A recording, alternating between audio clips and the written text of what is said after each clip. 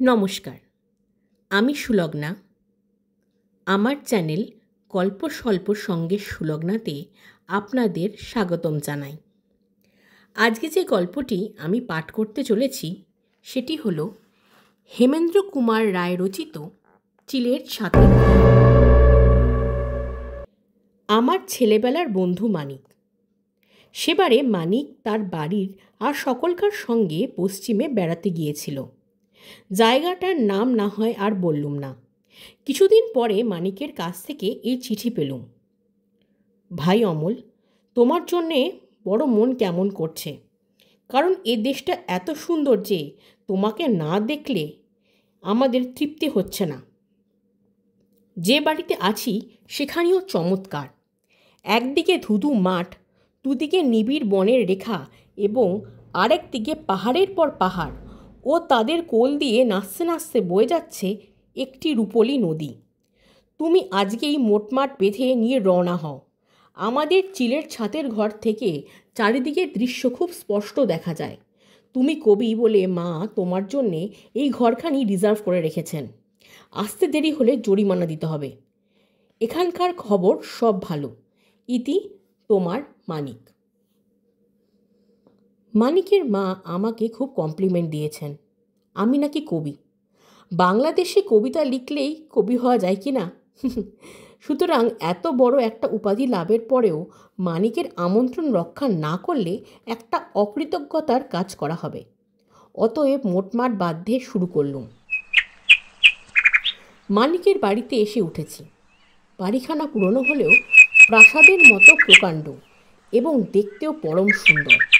চারিদিকে উঁচু পাঁচিল দিয়ে ঘেরা মস্ত এক বাগানের ভেতরে দাঁড়িয়ে সেই উঁচু বাড়িখানা প্রত্যেক পথিকেরই দৃষ্টি আকর্ষণ করে। এদিকে ওদিকে কৌতূহলী দৃষ্টি নিক্ষেপ করতে করতে প্রথমে যখন অমলের সঙ্গে বাগানের পথ দিয়ে বাড়ির দিকে অগ্রসর হলুম, হঠাৎ একদিকে আমার চোখ পড়ল। বিলাতি পাম গাছ দিয়ে ঘেরা এক টুকরো জমির ভেতরে ছোট একটা স্মৃতিস্তম্ভের মতো কি দাঁড়িয়ে রয়েছে। জিজ্ঞাসা করলুম, ওটা কি মানিক? মানিক বললে, কবর। হ্যাঁ, এ বাড়িখানা আগে এক সাহেবের বাড়ি ছিল। তার মেয়ে মারা গেলে পর তাকে এইখানে কবর দেওয়া হয়। এই সময় মানিকের কুকুর লিলি মনিবের সাড়া পেয়ে সেইখানে এসে হাজির হলো। তারপরে রেগে গড় গড় করতে লাগলো। দেখলাম সে কবরের দিকে তাকিয়ে গর্জন করছে, কিন্তু কবরের দিকে তাকিয়ে আমি তো কিছুই দেখতে পেলুম না। বললুম, মানিক, তোমার কুকুর কী দেখে খেপে গেল? মানিক বললে, জানি না, লিলি ওই কবরটাকে দেখলেই খেপে যায়, যেন সে হাওয়ার সঙ্গে লড়াই করতে চায়। আমি বললুম, না মানিক, ও তো লড়াই করতে চায় বলে মনে হচ্ছে না। ওকে দেখে তো মনে হয় ও যেন মহাভয়ে পাগল হয়ে গেছে। মানিক হেসে বলল, যাতে আর নামে বিলেতি হলেও লিলি আমাদের কাছে এসে হিন্দু ধর্ম অবলম্বন করেছে। হিন্দু বাড়িতে খ্রিস্টানের কবর ও বোধহয় পছন্দ করে না। কিন্তু ও কথা এখন থাক, চলো তোমাকে আমার ঘরে নিয়ে যাই। তোমার ঘরটাই চলো আগে দেখে আসি। বাড়ির ভেতরে ঢুকলুম। যেমন প্রকাণ্ড বাড়ি তেমনি মস্ত বড় বড় ঘর। সেসব ঘরের অবস্থা এখন ভালো নয়। কোথাও চুলবালি খসে পড়ছে, কোথাও মেঝে ছেদা করে ইঁদুরেরা বড় বড় গর্ত বানিয়েছে, কোথাও কড়িকাঠ থেকে বাদুড়েরা দলে দলে ঝুলছে। মানিক বললে, এ বাড়িখানা অনেক দিন খালি পড়েছিল। এই মেরুয়াদের দেশে কুসংস্কার বড় বেশি। বোধহয় এই কবরের ভয়ে এই বাড়িখানা এতদিন কেউ ভাড়া নিতে চায়নি। আমি বললুম, বসত বাড়িতে আমিও কবর টবর পছন্দ করি না। জীবন আর মৃত্যুর কথা একসঙ্গে মনে পড়লে বেঁচে সুখ পাওয়া যায় না। মানিক বললে, আমরা কিন্তু আজ 3 সপ্তাহ ধরে এখানে খুব সুখে বাস করছি। ও কবর ফুঁড়ে উঠে কোনো দিন কোনো মেমপত্নী আমাদের সঙ্গে গল্প করতে আসেনি। নাও, এখন উপরে উঠে তোমার ঘরটা দেখবে চলো। চড়া এক কাঠের সিঁড়ি বেয়ে উপরে উঠতে লাগলুম। একসময় এই সিঁড়ি যে দেখতে খুব চমৎকার ছিল, এখনও তা বেশ বোঝা যায়, কিন্তু আজ এই সিঁড়ি এমন জীর্ণ হয়ে গেছে যে আমাদের পায়ের চাপের যন্ত্রণায় যেন আর্তনাদ করতে লাগলো। চিলের ছাতের ঘর বলতে আমরা যা বুঝি এখানে সেরকম নয়। এ ঘরখানা নতুন ধরনের। এ শ্রেণীর ঘর প্রায় খুব ছোট হয়, কিন্তু এ ঘরখানা বেশ বড়সড়। এর একদিকে কাঠের সিঁড়ি ওপরে এসে উঠেছে এবং তারপরই ঘরখানা শুরু হয়েছে। 3 দিকে সারি সারি 12টা লম্বা চড়া জানলা ও ঘরের ম্যাটিং মোড়া মেঝের ওপরে কতকগুলো পুরনো সোফা, কৌচ, চেয়ার, ড্রেসিং টেবিলের ওয়াশিং স্ট্যান্ড ও একখানি মস্ত বড় লোহার খাট। সিঁড়ি ছেড়ে ঘরের মেঝেতে পা দিয়েই কেন জানি না আমার মনে হলো এই জায়গাটা যেন খালি নয়। এখানে যেন কি একটা অদৃশ্য বীভৎস রহস্য একান্তে অনেক দিন ধরে গোপনে বাস করছে। সঙ্গে সঙ্গে কেমন একটা অজানা আতঙ্কে আমার সারা মন আচ্ছন্ন হয়ে গেল। যেন এখানে একটু হাওয়া নেই। আমার দম বন্ধ হয়ে আসতে লাগলো। তাড়াতাড়ি বললুম, মানিক, ঘরে জানলা দরজা বন্ধ করে রেখেছো কেন? খুলে দাও, খুলে দাও। মানিক আমার কথা মতো কাজগুলো সারল। বাহির থেকে খোলা আলো আর হাওয়ার ঘরের ভেতর ছুটে এলে শিশুর মতো সকৌতুকে। সঙ্গে সঙ্গে আমার মনের সকল গ্লানি কেটে গেল। একটা জানলার সামনে গিয়ে দাঁড়াতেই চোখের ওপরে ভেসে উঠল অপূর্ব চিত্রপট। প্রথমেই দেখলুম পাহাড়ের পর পাহাড়ের শিখর ক্রমেই উঁচু হয়ে আলো মাখা নীলাকাশের দিকে উঠে গেছে, যেন ভগবানের পুজোর থালার মধ্যে নৈবেদ্যের সার সাজানো হয়েছে। তাদের সামনে দিয়ে বয়ে যাচ্ছে এক গাংপাগলি তিক্তশালী নদী। সেই কালো পাহাড়মালার তলায় রৌদ্রদীপ্ত নদীটিকে দেখে মনে হচ্ছে অচপল কালো মেঘের তলায় চঞ্চল বিদ্যুতের একটি চকচকে রেখা। তারপরে আবিষ্কার করলুম আমার জন্য নির্দিষ্ট ঘরের তলাতেই রয়েছে সেই কবরটা। মনটা আবার খুঁতখুত করতে লাগলো। ফিরে বললুম, দেখো মানিক, এমন সুন্দর জায়গায় যে সাহেবটি বাড়ি তৈরি করেছেন, নিশ্চয়ই তিনি কবি ছিলেন।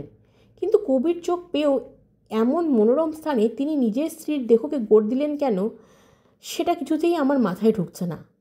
মানিক বললে, এখানকার লোকেদের মুখে এক গাঁজাখড়ি গল্প শুনেছি। মারা গেলে পর মেমের দেহকে নাকি প্রথমে গোরস্থানে গিয়েই কবর দেওয়া হয়েছিল, কিন্তু তার পরদিনই দেখা যায় মরাশুদ্ধ কফিনটা কবরের পাশে মাটির ওপরে পড়ে রয়েছে। কফিনটাকে আবার গর্তে পুড়ে মাটি চাপা দেওয়া হয়, কিন্তু পরদিন সকাল আবার সেই দৃশ্য। উপরি 3বার এই দৃশ্যের অভিনয় হওয়ার পর গোরস্থানের পাদ্রী বললেন, এই পাপীর দেহ গোরস্থান ধারণ করতে রাজি নয়, একে অন্য কোথাও নিয়ে যাওয়া হোক। তখন সকলে বাধ্য হয়ে দেহটাকে এই বাড়ির ভেতর এনে গোড় দিলেন। সেই থেকে পাপীর কবর থেকে আর পালাবার চেষ্টা করেনি। আমি বললুম, পাদ্রী সাহেব মেমের দেহকে পাপীর দেহ বললেন কেন? মানিক বললে, মেমটা নাকি আত্মহত্যা করেছিল, কিন্তু আজগুবি গল্প, আমি বিশ্বাস করি না। এসব হচ্ছে বানানো কথা। ঘরের চারিদিকে চোখ বুলিয়ে আমি জিজ্ঞাসা করলুম, ঘরের এই পুরনো আসবাবপত্রগুলো কোত্থেকে এলো? মানিক বললে, আসবাবপত্রগুলো হচ্ছে সেই সাহেবের, আর সেই মেম এই ঘরেই বাস করতেন। স্ত্রীর মৃত্যুর পর তিনি আসবাবপত্রগুলো যেমন ছিল ঠিক তেমনভাবেই রেখে দিয়েছেন। আমাদেরকেও মানা করে দেওয়া হয়েছে আমরা যেন এই ঘর থেকে কোনো জিনিস সরিয়ে না রাখি। হঠাৎ কাঠের ঠিক মাথার ওপরে দেয়ালে টাঙানো একখানা প্রকাণ্ড অয়েল পেন্টিংয়ের দিকে আমার দৃষ্টি আকৃষ্ট হয়। স্ত্রীলোকের ছবি। আসলে মানুষের দেহ যে অত বড় হয়, সেই আঁকা ছবির দেহটিও তার চেয়ে ছোট নয়। শুধুলুম, ও কার ছবি মানিক? মানিক বললে, সেই মেমের। কাছে গিয়ে দেখো না, মেমটি দেখতে যেন ঠিক ডানাকাটা পরীর মতন। পায়ে পায়ে ছবির কাছে এগিয়ে গেলুম। পটে আঁকা আছে এক বুড়ির চেহারা। তার বয়স 65-র কম হবে না। লিকলিকে দেহ, বাখারির মতো সরু বাহু, সাদা সনের মতো চুলগুলো কাঁধের ওপরে এসে পড়েছে। ঠোঁটের কোণে অত্যন্ত কুৎসিত হাসি, নাকটা টিয়া পাখির মতো বাঁকানো, আর তার কোটরে ঢাকা কুৎসুতে চোখ দুটো। ওহ, সেই চোখ দুটোর ভেতর থেকে যে ক্রূর দৃষ্টি বেরিয়ে আসছে, আমি কিছুতেই তা বর্ণনা করতে পারবো না। আমার মনে হলো গোখরো সাপের চেয়েও ভয়ানক সেই চোখ দুটো যেন এখনও জ্যান্ত হয়ে আছে। ছবিতে আঁকা মূর্তি ও তার চোখ যে এত বেশি স্বাভাবিক ও জীবন্ত হয়, এটা কখনো কল্পনা করতে পারিনি। বিলেতি কেতাবে আঁকা ডাইনি মূর্তি যেন রক্ত মাংসের দেহ নিয়ে আমার সম্মুখে এসে দাঁড়িয়েছে। মানিক বললে, কি হে অমল, এই মেম সাহেবটিকে তোমার পছন্দ হলো নাকি? ঘৃণায় মুখ ফিরিয়ে আমি বললুম, পছন্দ? যাকে দেখে এই ছবিখানা আঁকা হয়েছে সে মানুষটির প্রকৃতি নিশ্চয়ই খুব জঘন্য ছিল। তোমরা এই মেমের ছবি যদি ঘর থেকে সরিয়ে না রাখো তাহলে রাত্রে আমি দুঃস্বপ্ন দেখব। মানিক বললে, কিন্তু ঘর থেকে সরাতে মানা আছে। আমি বললুম, তাহলে আমাকে অন্য ঘরে দাও। মানিক একটু ভেবে বললে, আচ্ছা, এসো আমরা দুজনে মিলে ছবিখানা নামিয়ে ঘরের বাইরে রেখে দিই। তারপর বাড়ি ছাড়বার সময় ছবিখানাকে আবার দেওয়ালে টাঙিয়ে রেখে চলে যাব। খাটের ওপরে উঠে দুজনে মিলে সেই প্রকাণ্ড ছবিখানা নামাবার চেষ্টা করলুম, কিন্তু সে কি ভীষণ ভারী, ওজনে যেন একজন মানুষের দেহের মতোই ভারী। মানিক আশ্চর্য হয়ে বলল, ছবি কখনো এত ভারী হয়? অবশেষে কষ্টে সৃষ্টে ছবিখানাকে নামিয়ে ঘরের বাইরে ছাদের ওপরে গিয়ে রেখে এলুম। মানিক হঠাৎ হাঁপাতে হাঁপাতে চমকে উঠে বলল, ও কি অমল, তোমার হাত কাটলো কেমন করে? তোমার হাতে অত রক্ত কেন? তাড়াতাড়ি হাত তুলে দেখি, সত্যি তো আমার দুখানা হাতই যে রক্তে রাঙা হয়ে উঠেছে। তারপরেই মানিকের দু হাতের দিকে তাকিয়ে আমিও বলে উঠলুম, মানিক, মানিক, তোমার হাতেও যে রক্ত। মানিক নিজের হাতের দিকে তাকিয়ে হতভম্ব হয়ে গেল। তাই তো, কখন যে হাত কেটেছে আমিও তো কিছু টের পাইনি। দুজনে তখনই ছুটে গিয়ে হাত ধুয়ে ফেললুম। তারপর আপন আপন হাতের দিকে তাকিয়ে আমরা একেবারে অবাক হয়ে গেলুম। আমাদের কারুর হাতেই কোথাও এতটুকু আঁচড় পর্যন্ত নেই। তবে এ কিসের রক্ত? এ কী রহস্য? সে রাত্রে চাঁদের আলো এসে বাইরের অন্ধকারে সমস্ত ময়লা ধুয়ে দিয়েছিল এবং দূরের নদী, পাহাড়, বনকে দেখাচ্ছিল ঠিক পরিস্থানের স্বপ্নময় দৃশ্যের মতো। সেদিকে মোহিত চোখে তাকিয়ে তাকিয়ে কখন যে ঘুমিয়ে পড়লুম কিছুতেই বুঝতে পারলুম না। আচম্বিতে আমার ঘুম ভেঙে গেল। কী জন্যে ঘুম ভাঙল সেটা বুঝতে পারলুম না, কিন্তু এটা বেশ অনুভব করলুম ঘরের ভেতরে নিশ্চয়ই কোনো একটা অস্বাভাবিক কিছু হয়েছে। ধর্মড়িয়ে বিছানার ওপর উঠে বসে দেখি কালো মেঘের চাদরে চাঁদের মুখ ঢাকা পড়ে গেছে। ঘরে ঘুটঘুটে অন্ধকার, সঙ্গে সঙ্গে কেমন একটা বিশ্রী দুর্গন্ধ আমার নাকে এলো। মেডিকেল কলেজে যে ঘরে পচা মরা কাটা হয়, একবার সেই ঘরে ঢুকে আমি ঠিক এই রকম দুর্গন্ধই পেয়েছিলাম। হঠাৎ আমার মাথার ওপর থেকে কে যেন ফোঁস করে নিঃশ্বাস ফেলল। আমার স্তম্ভিত বুকটা ঢিপঢিপ করে উঠল। ভাবলুম মনের ভুল, হয়তো জানলা দিয়ে হাওয়ার দমক এসে আমার মাথার চুলে লেগেছে। একটু সরে বসে বিছানার হাতড়ে দেশলাইয়ের বাক্সটা পেলুম। একটা কাঠি জেলে তুলে ধরে তাড়াতাড়ি ঘরের চারিদিকে একবার দেখে নিলুম। দেশলাই কাঠি নিভে গেল, কিন্তু যা দেখেছি সবটুকুই মনে গেঁথে রইল এবং সেটাই যথেষ্ট। মানিক আর আমি দুজনে মিলে যে ভারী ছবিখানা ধস্তাধস্তি করে নামিয়ে রেখেছিলুম, সেই ছবিখানা ঘরের দেওয়ালে সেখানে ছিল, সেই জায়গায় আবার টানানো হয়েছে। আড়ষ্ট হয়ে দাঁড়িয়ে দাঁড়িয়ে ভাবছি কি করব। হঠাৎ আমার কাঁধের ওপর কে যেন একখানা হাত রাখল, বরফের মতো ঠান্ডা কনকনে একখানা হাত। ভয় পাগলের মতো হয়ে গিয়ে আমি সামনের দিকে সজোরে এক ঘুষি ছুড়লুম এবং পর মুহূর্তে কে যেন সশব্দে দড়াম করে মেঝের ওপরে পড়ে গেল। আমিও আর অপেক্ষা করলুম না, তীরের মতো ছুটে ছাতের ঘরের সিঁড়ি দিয়ে নিচের দিকে নামতে লাগলুম। সিঁড়ির ঠিক তলাতেই একটা লণ্ঠন হাতে করে উদ্বিগ্ন মুখে দাঁড়িয়েছিল মানিক। আমাকে দেখে শুধোলে, ব্যাপার কি, তোমার ঘরে ও কিসের শব্দ হলো?